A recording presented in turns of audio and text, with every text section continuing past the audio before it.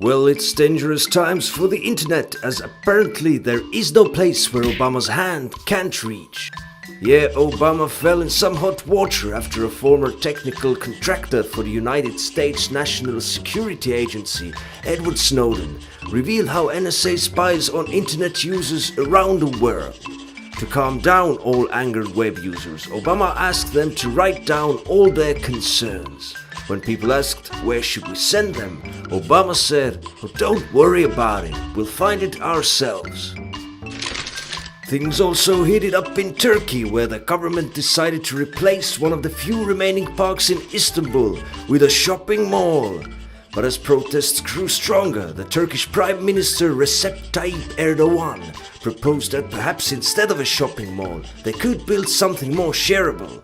Why not a museum of natural history, where people could go and see what nature looked like? It also looks like great news for Syria's opposition, who finally got a green light for military support from the White House, after it was concluded that President Bashar al-Assad's regime had used chemical weapons against them.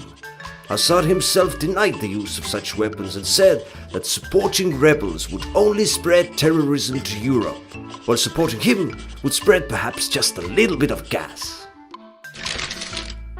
There also was not a lot of support for Russia's President Vladimir Putin when thousands of people marched through Moscow against his authoritarian regime and demanded the release of people they considered political prisoners. Amongst those protesters was also Robert Kraft, the owner of American football team Patriots, who demanded the release of his $25,000 Super Bowl ring held captive in Kremlin Library. Captivation also dawns on the former Prime Minister of Italy, Silvio Berlusconi, who was sentenced to 7 years in jail for having sex with a minor.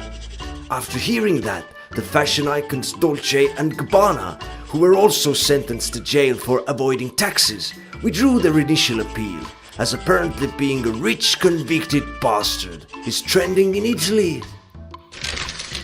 In other trends, a recent study revealed that Pakistan is one of the most intolerant countries when it comes to homosexuality. Interestingly enough, Google Trends showed that it also happens to be the world leader in Googling gay porn. Hearing that, Pope Francis reported that this study has to be fraud, because both of these titles should clearly belong to the Vatican. And this was June in the colorful world. See you all next time.